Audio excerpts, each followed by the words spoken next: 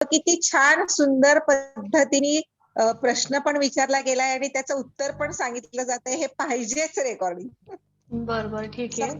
स्वाती मध्ये बोलली म्हणून. नक्कीच नाही नक्कीच. नाही काहीच हरकत नाही. प्लॅटफॉर्म वरती जे काही बोललं जातं ते म्हणजे अक्षरशः सुवर्ण अक्षरात लिहिण्यासारखंच असतं. त्यात काही डाऊटच नाही. माझं राहिलंच रेकॉर्डिंग चालू करायचं, मी केलेलं आहे. ओके. तर सांगायचं असं की जर बुद्धांनी म्हणजे आता आपण असं म्हणूया की एका माणसाला मिळालेलं जे आत्मज्ञान असतं ते दुसऱ्या माणसाचं अतिशय सोप्या पद्धतीने त्याला मिळणारं आत्मज्ञान, त्याचं रूपांतर दुसऱ्या माणसाचं अतिशय सोप्या पद्धतीने त्याला आत्मज्ञान प्राप्त होतं एका माणसाच्या अतिशय कठोर परिश्रमाने. आता जसं बुद्धांनी 5-6 वर्ष घालवली ह्याच्यामध्ये आणि त्याला शेवटी असं कळलं की अरे काही नाही, नुसतंच बसायचंय आपल्या स्वतः बरोबर, ते सुद्धा आणि काही करायचं नाहीये, अगदी शांत शांत आपण बसायचं आहे आणि आपला स्वभाव किंवा आपल्या स्वतःला जाणून घ्यायचा प्रयत्न करायचा आहे. आणि ज्या वेळेला आपला स्वभाव किंवा आपण आपल्या स्वला जाणतो किंवा आपल्याला आपली जाणीव होते की आपण काय आहोत नक्की, त्यावेळेलाच आपल्याला आत्मज्ञान होतं की आपण काय आहोत ते. म्हणजे मी समजा हिमांगी तू किती हे आहेस काय, तुझं नेचर किती हेल्पफुल आहे किंवा हिमांगी तू किती लबाड आहेस किंवा काहीही असू शकतं, हे आपण स्वतःला आपल्याला माहित असतं, भले समोरचा काहीही आपल्याला म्हणू. मग एवढंच जर आपल्याला जाणून घ्यायचंय की आपलं खरं नेचर काय आहे. आणि कसं आहे माहिती का, जगापासून आपण लपवू शकतो पण आपल्या स्वतःपासून आपण कुठलीही गोष्ट लपवू शकत नाही, कारण ती आपल्याला मनामध्ये एका कोपऱ्यामध्ये माहित, म्हणजे ध्यानात यायच्या आधी किंवा चिंतन करायच्या आधी ती कोपऱ्यात माहित असते आणि जेव्हा आपण ध्यानात येतो तेव्हा ती पूर्णपणे हायलाइट झालेली असते की तू ही अशी आहेस आणि हे असं असं तुझा स्वभाव आहे आणि तू हा बदलू शकतेस किंवा तू तसाच ठेवू शकते. The choice is always yours. ध्यानात आल्यानंतर तुम्हाला ते बदललंच पाहिजे किंवा असं काही नसतं. तुम्हाला जर वाटलं की नाही मी अशीच राहणार आहे तर मी असाच राहणार आहे, इट इज युअर चॉईस.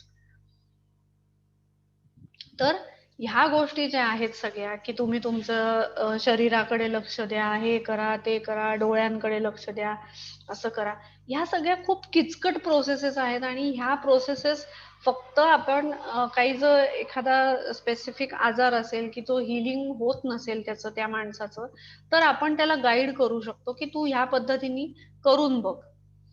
कारण लुईस हेन, मी मध्ये एकदा जे सेशन घेतलं होतं लुईस हेनचं, तर त्या सेशन मध्ये त्या सांगतात की हा सेल्फ टॉक आहे, हा सेल्फ टॉक आहे, म्हणजे स्वतःशी गप्पांचा हा एक प्रवास आहे की स्वतःबद्दल आपण काय म्हणजे आपल्या स्वतःच्या शरीराबद्दल आपल्याला काय वाटतं.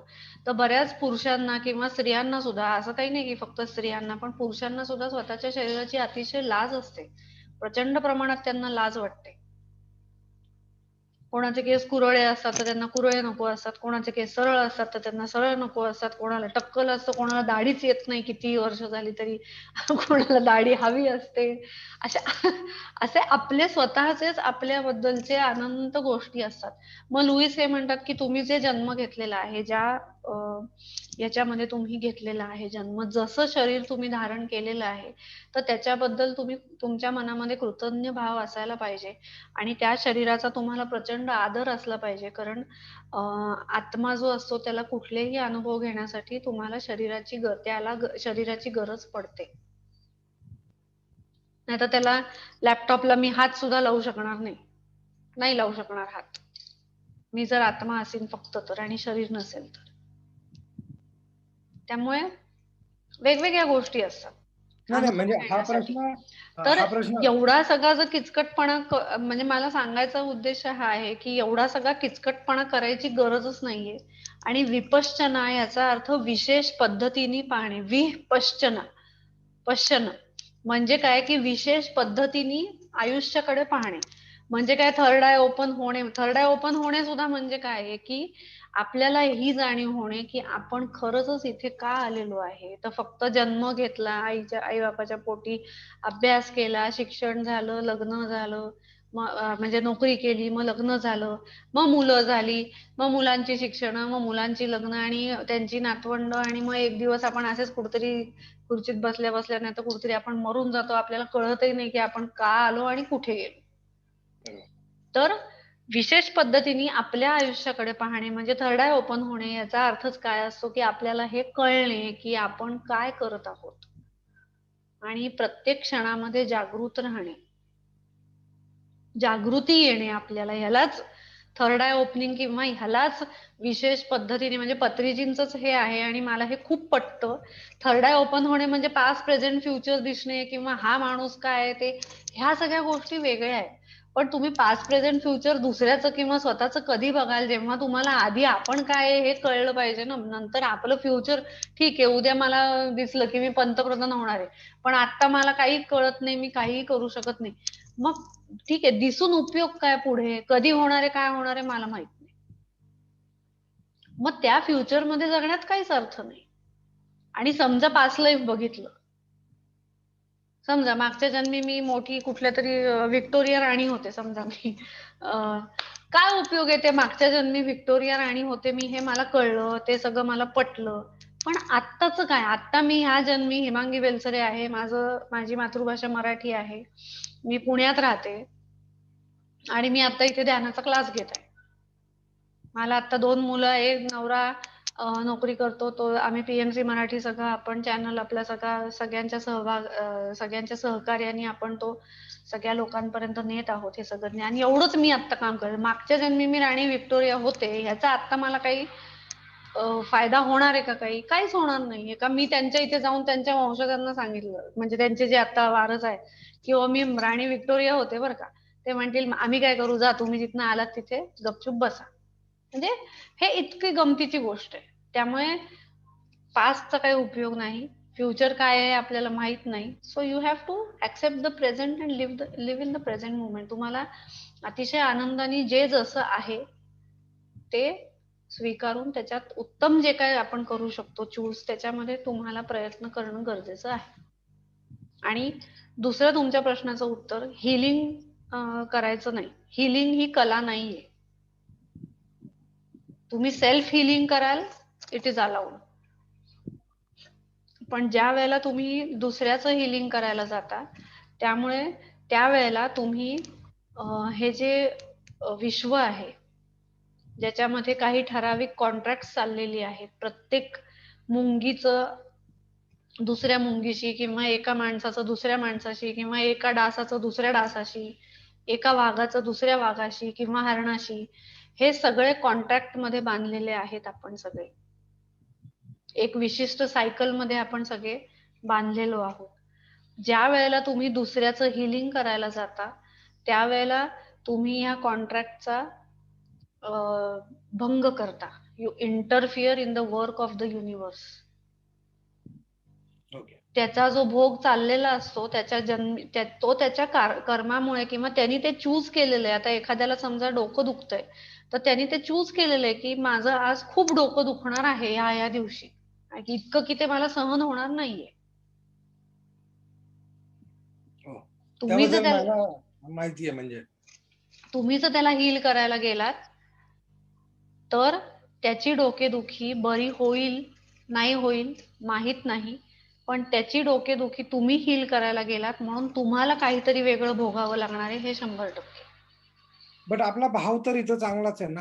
भाव काहीही असो, तुम्हाला दुसऱ्याच्या आयुष्यात ढवळाढवळ करायचा काहीही अधिकार नाही. आणि द एथरिक डबल नावाचं एक पुस्तक आहे, तुम्हाला इंग्लिशमध्ये कम्फर्टेबल असेल तर इंग्लिशमध्ये वाचा.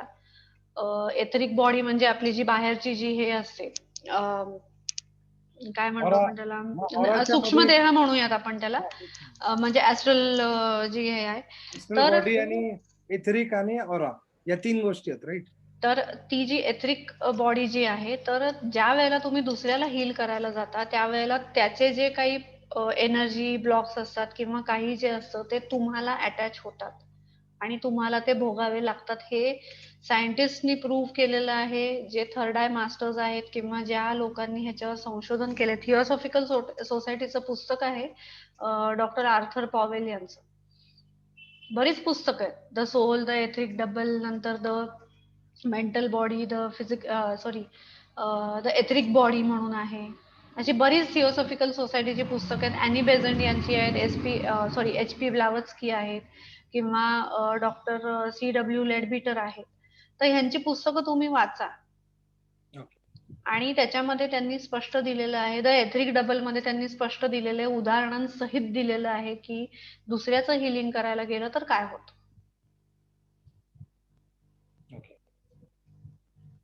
आणि म्हणजे लुईस हे सांगतात की आपल्याला सुद्धा दुसऱ्याचं हिलिंग करायची गरज नाहीये, कारण त्यांनी जर त्याचे विचार बदलले तर तो 2 मिनिटात हील होतो. परवाचीच एक गोष्ट सांगावीशी वाटते मला की एक मॅडम होत्या, त्यांचं नाव आता मला आठवत नाही, कारण बऱ्याच जणांचे पत्रीजींना भेटायचे म्हणून पर्सनल मेसेजेस आले होते. आणि तसंच त्यांचाही मेसेज आला की मला पत्रीजींना भेटायचंय. म्हणलं तुम्ही असं फॉर्म भरा वगैरे वगैरे, तुम्हाला स्लॉट मिळेल त्याप्रमाणे तुम्ही भेटा तिथे जाऊन. त्यांचा परत 2 दिवसांनी मेसेज आला की मॅडम मला खूप सर्दी झालेली आहे, त्यामुळे मी जाऊ शकणार नाहीये. तर म्हणे मी नाही सांगू का, तर तुम्ही मला नाव तुमचं माझं नाव तुम्ही हे करा. म्हटलं ठीक आहे. आणि तिला मी हो म्हणलं त्यांना, आणि मी नंतर विसरून गेले माझ्या कामाच्या गडबडीत. आणि त्यांना मी काय सांगितलं की म्हणलं तुम्हाला एवढी सर्दी झाली, म्हणे मला खूप त्रास होतोय. म्हटलं ठीक आहे. तर मग का माहित नाही, मला असंच वाटलं की ह्यांना एक सांगावं. तर मी त्यांना लिहिलं की सर्दीचं कारण ही 2-3 कारणं आहेत, तर ही तुम्ही चेक करा की तुमची काय कारणं आहेत. आणि ज्या क्षणी तुम्हाला कळेल की ह्याच्यातल्या या 2-3 कारणांमधलं एक कारण आपल्याला तंतोतंत आपल्यासाठी लागू पडतंय, त्या क्षणी तुमची सर्दी, आणि तुम्ही ते ऍक्सेप्ट कराल, त्या क्षणी तुमची सर्दी गेलेली असेल. तर त्यांचा त्या दिवसभर काही रिप्लाय आला नाही.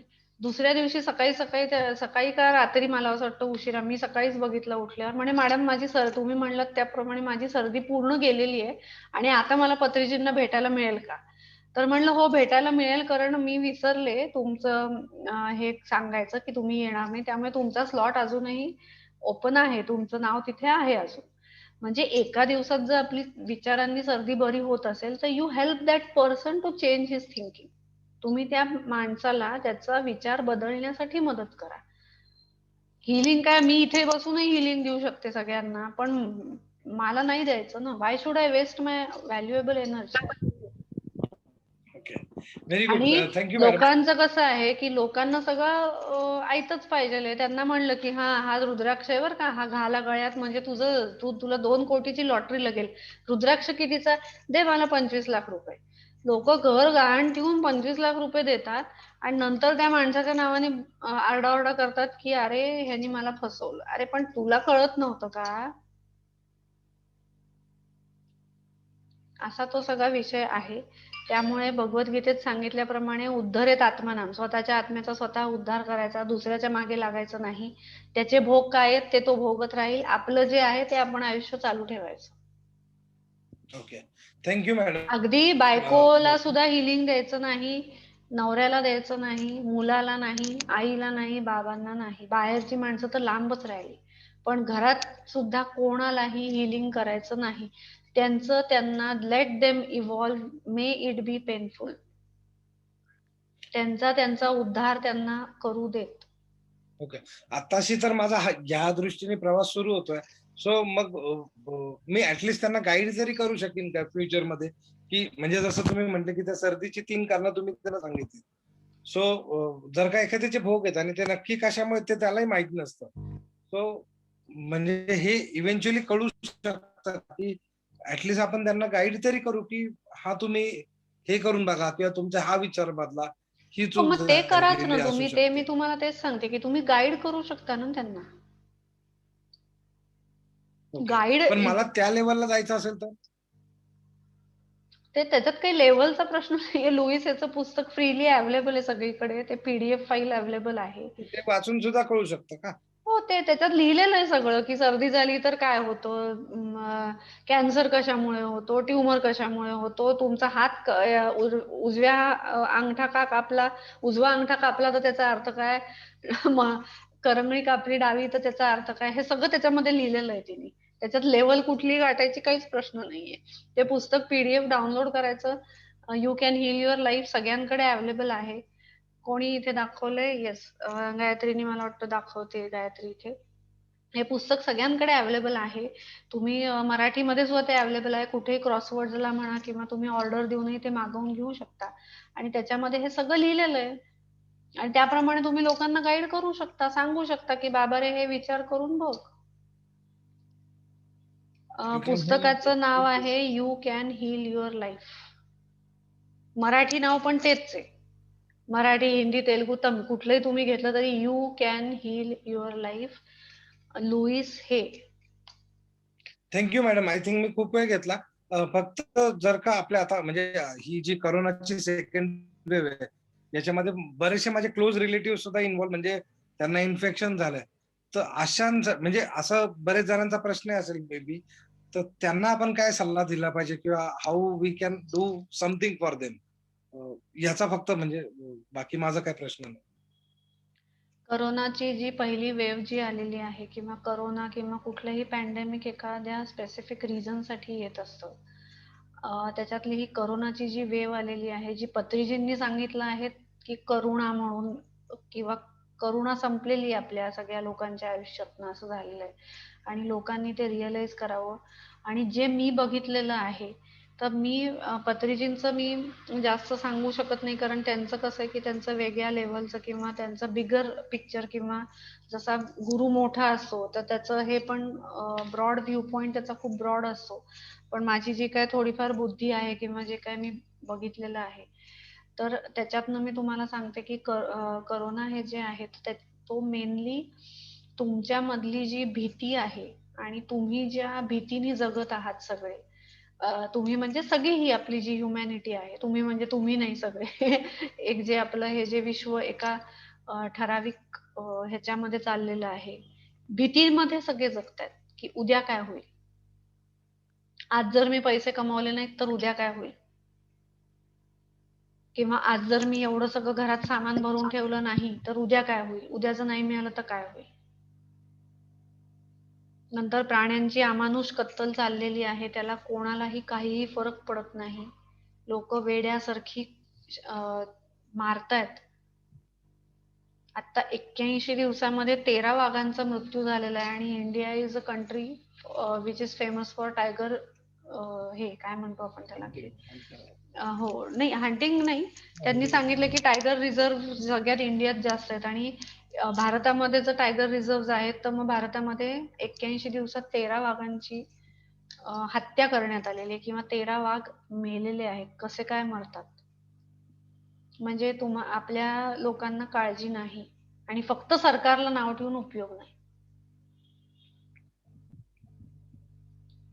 त्यामुळे हे जोपर्यंत आपण निसर्गाकडे बघत नाही, जोपर्यंत आपण निसर्गाचे नियम पाळायला परत एकदा शिकत नाही, जोपर्यंत आपण निसर्गाचा आदर करायला शिकत नाही, आणि जोपर्यंत आपल्याला एक घर, ठीक आहे माझं एक घर आहे, मला पुरे आहे, आपल्याला एक फ्लॅट पाहिजे, आपल्याला दुसरीकडे कुठेतरी सेकंड होम पाहिजे, मग तिसरीकडे कुठेतरी फार्म हाऊस पाहिजे.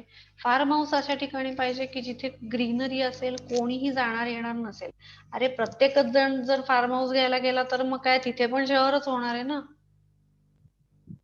बट हे समाजामध्ये हा विचार कळू शकणारी लोक मे बी 1% असू शकतात. हो, पण आता ते मग जोपर्यंत ती होत नाहीत तेवढी लोक, तोपर्यंत आपल्याला जनजागृती तेवढ्यासाठीच चाललेली आहे ना ही सगळी. कारण वाघ हे दिसत आहेत, पण आपल्या टेकड्या सह्याद्रीच्या इतक्या तोडल्या जात आहेत रोज आपल्या समोर. बट ऍज अ कॉमन किंवा आपल्याला म्हणजे कळत असतं आपण काहीच करू शकत नाही ना. म्हणजे आपण करू शकतो. आपण एकत्र येऊन बऱ्याच संघटना अशा आहेत की ज्या काम करत आहेत, अविरत त्यांचे परिश्रम किंवा अविरत त्यांचं कार्य चालू आहे. आता यश येणं न येणं ते परमेश्वराच्या हातात आहे. शेवटी त्यालाही गरज आहेच आहे ना सगळ्याची. हो. फक्त तुम्ही उभं राहणं त्या ठिकाणी, हे सगळ्यात महत्वाचं आहे. ओके. आणि मग जस्ट टू समराइज, म्हणजे जर का कोणी करोना असतील आणि करोना आणि करुणेचा पत्रिजींनी हे लावलेलं आहे, सो त्यांनी ऍटलिस्ट ग्रेटफुल तरी राहिलं पाहिजे का, की जी लोक जे त्यांच्यासाठी मे बी त्यांना त्यांची व्हॅल्यू नसेल, की त्यांचे जवळपासचे कोणी त्यांच्यासाठी काय काय एफर्ट्स घेत असतील, so at least they should start to be grateful for them, असा सल्ला देऊ शकतो का काहीतरी? म्हणजे ही तर जाणीव प्रत्येकाला झाली पाहिजे. मी तुम्हाला एक गंमत सांगते की माझी एक जवळची नातेवाईक होत्या आणि त्यांची भगवद्गीता मुखोद्गत होती, आणि त्यांना तुम्हाला माहितीये गीता धर्म मंडळाचे पारितोषिक मिळत असतात. की भगवद्गीता पाठ आहे यांची, आणि अगदी शास्त्रशुद्ध पद्धतीचं पठण करतात बरं का. त्याच्याशिवाय बक्षीस मिळत नाही. आणि तर पण असं झालं की तिची बायपास बऱ्याच वर्षांपूर्वी झालेली होती, आणि असं झालं की मी तिला शेवटच्या ऍडमिट केलं होतं दवाखान्यात, आणि मी गेले, आणि एकंदरीत तिची हालत सगळी बघून मला वाटलं नाही की ही काही फार दिवस हिचे आता राहिलेले आहेत. तर मी त्यांना सांगितलं की भगवद्गीता एवढी पाठ आहे ना, तर 15वा अध्याय म्हण, म्हणजे जी काय सुटका व्हायची असेल ती तुझी होईल. तर गंमत अशी त्याच्यामध्ये सगळ्यात, की ती म्हणली की अशा वेळेला 15वा अध्याय आठवत नसतो ग, अशा वेळेला हे आठवतं की आपण आपल्याला काय काय मिळालं नाही. म्हणजे ज्या वेळेला मला इतकं प्रचंड, मला त्याच क्षणी इतकी प्रचंड मला आश्चर्य वाटलं की एवढी भगवद्गीता पाठ आहे, एवढं सगळं मुखोद्गत आहे, एवढी पारितोषिक मिळाले, पण भगवद्गीतेची एक सुद्धा ओवी जपता आली नाहीये आजपर्यंत. मग उपयोग काय? मी आजच ऐकलं आपल्याच म्हणजे चॅनलवरती की भगवद्गीता अख्खी पाठ असण्यापेक्षा किंचित जगता आली. फक्त किंचित, हाच एक वर्ड होता तेच. संस्कृतला, मी विसरलो. ती किंचित जगताच येत नाहीये लोकांना. तर सांगायचं असं की लोकांना, ज्यांना ज्यांना करोना झालेला आहे, त्यांनी पहिली गोष्ट they should be very grateful in their life, की त्यांना ज्या ज्या गोष्टी मिळालेल्या आहेत त्याच्याबद्दल त्यांना परमेश्वराचे आभार मानायला पाहिजे. शिवाय आपल्याला जर माहित असेल की एखाद्याला करोना झालेला आहे, तर त्याला ध्यान शिकवणं गरजेचं आहे. आता तुम्ही म्हणाल की त्याला त्रास होतोय, मग तो कशाला ध्यान करेल, पण बाबा रे, तू तुझ्या श्वासाकडे लक्ष दे आणि त्या परमेश्वराची आठवण ठेव, हे सांगणं आपलं काम आहे. करेल तो नाही करेल हा त्याचा प्रश्न आहे. नक्कीच नक्कीच. कारण असं म्हणतात, म्हणजे आता करोना झालेले सगळेच पेशंट मरणार आहेत किंवा हे असं पण काही नाहीये, सगळे बरेच लोक ठणठणीत बरे झालेले आहेत, पण यू नेव्हर नो, कोणाचं काय होणार आहे आपल्याला माहित नाही, कोणाचा श्वास केवढा आहे हे पण आपल्याला माहित नाही.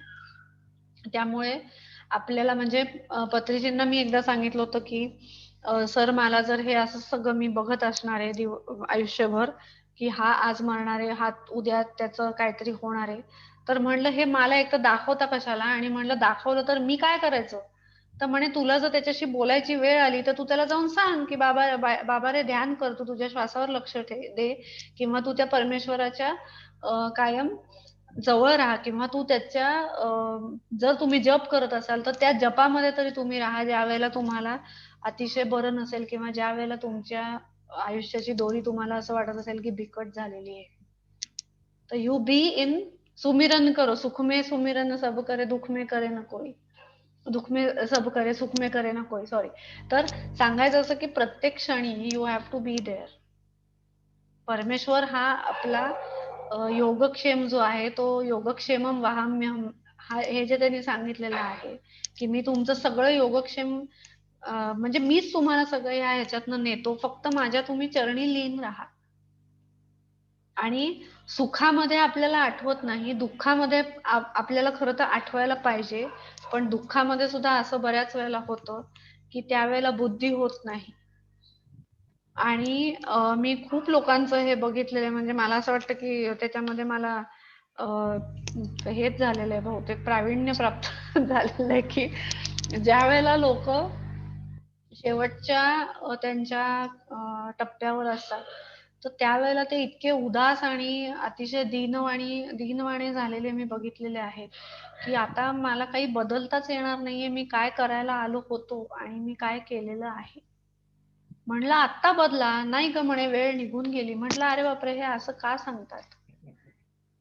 तर त्यामुळे सगळ्या घडी घडी की कधी, म्हणजे पलमे प्रलय होगा बहुरी करोगे कब, कबीर म्हणतात की एका क्षणात प्रलय होईल, मग करणार कधी. त्यामुळे स्टार्ट, कल करे सो आज कर, आज करे सो अब, हे एवढंच आपल्या हातात आहे. ज्या लोकांना करोना झालेला आहे त्यांना सुद्धा ध्यान करा. तसंही त्यांना तिथे बेडवर, म्हणजे कोणालाही काही आजार झाला आणि कुठेही ऍडमिट केलं तरी सुद्धा त्यांना बेडवर पडून राहण्याशिवाय पर्याय नाहीये. They have to ask for the healing process, आणि त्यांना ध्यान शिकवलं तर ते हील होऊ शकतात, किंवा काहीतरी त्यांची चांगली गती तरी प्राप्त होऊ शकते. कोणाचं काय होईल हे आपण काहीच सांगू शकत नाही, पण त्यांच्यापर्यंत हा संदेश पोहोचवणं हे आपलं काम आहे. जर संधी मिळाली तर. असं नाहीये की म्हणून सगळ्या कोरोना वॉर्ड मध्ये जायचं आणि सगळ्याला ध्यान कर रे बाबा, ध्यान कर, काही गरज नाहीये. नक्कीच. खूपच सविस्तरपणे तुम्ही सांगितलं. मनापासून म्हणजे खूपच आभार तुमचे. थँक्यू. धन्यवाद, धन्यवाद. मॅडम एकच विचारते मी. हो मॅडम बोला.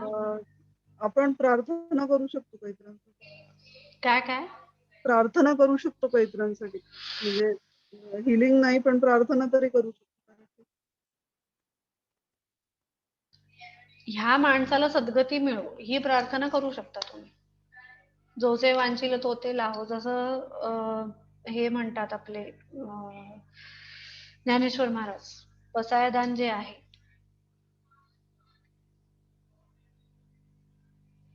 ते त्यांनी त्या परमेश्वराकडे शेवटी हेच मागितलेलं आहे की अरे बाबा, मी एवढं सगळं तू हे बनवलंयस, एवढं सगळे तू सृष्टी निर्माण केलेली आहेस, पण त्याची काळजी घेणं हे पण तुझ्याच हातात आहे. त्यामुळे आपण परमेश्वराला हे सांगू शकतो की बाबा रे, ह्याचं जे काय आहे ते तू बघून घे बाबा, दुसरं आपल्या हातात काहीच नाही. आणि उगाचच दुसऱ्या माणसासाठी प्रेयर करत बसायच्या, त्याला इथनं एनर्जी पाठवत बसायची. म्हणजे मी खरं सांगू का, हे लोकांनी करावं पण मला ते पटत नाही. आणि म्हणजे वैयक्तिकरित्या जर तुम्ही म्हणाल तर आय एम अगेन्स्ट इट. मी काय माझी एनर्जी उगाचच आपली कारण तो माणूस त्या तिथे जे भोगतोय, कारण त्याला जे काय झालेलं आहे, त्रास तो जो भोगतोय तो कशामुळे झालेला आहे हे आपल्याला माहित नाही. आणि त्याचे भोग आपण कशाला, आपण त्याचे भोग काय चाललेत हे विचार करत बसण्यात आपली एनर्जी आणि वेळ कशाला वाया घालवायचा. आणि त्याच्यातनं तो सुधारून जर बाहेर आला तर ठीक आहे, त्याच्यातनं न सुधारता तो परत तसंच वागणार असेल तर उपयोग काय तुम्ही इथे प्रार्थना करून देवाकडे.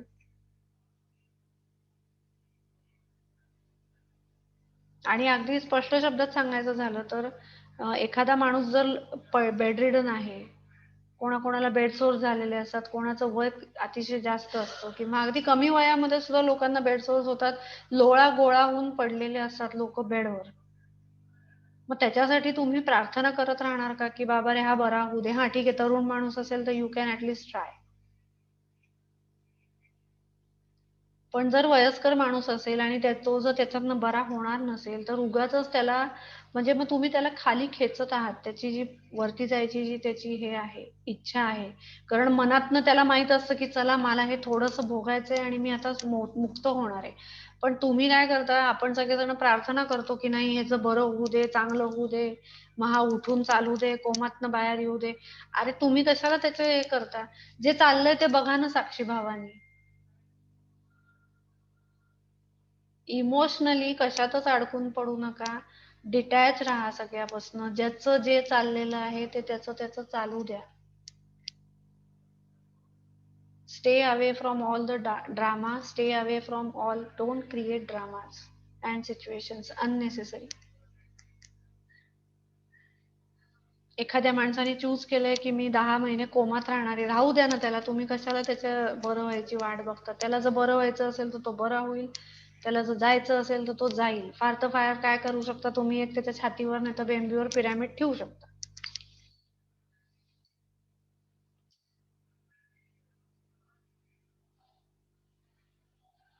परमेश्वर आहे ना, तू आपल्याला ही भावना काय सगळ्या, म्हणजे मला हे खूप असं बरेच मास्टर सुद्धा की चला ह्याला हिलिंग करू, त्याला हिलिंग करू. अरे आपण कोण करणार आहे? हु आर वी?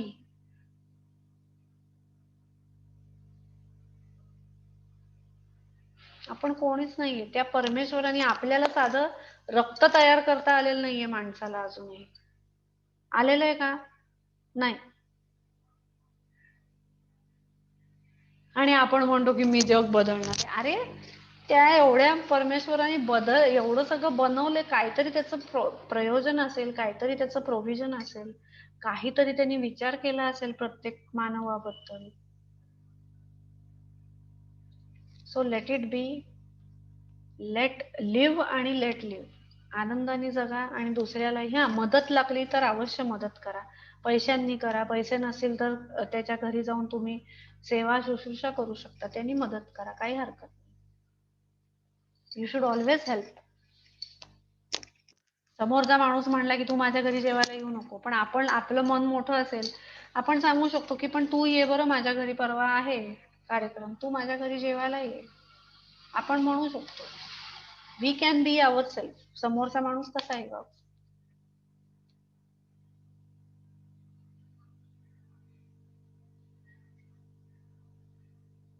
इतकं सगळं हे सोपं आहे. त्यामुळे अध्यात्म हे उगाचच आपण किचकट बनवत चाललेलो आहे.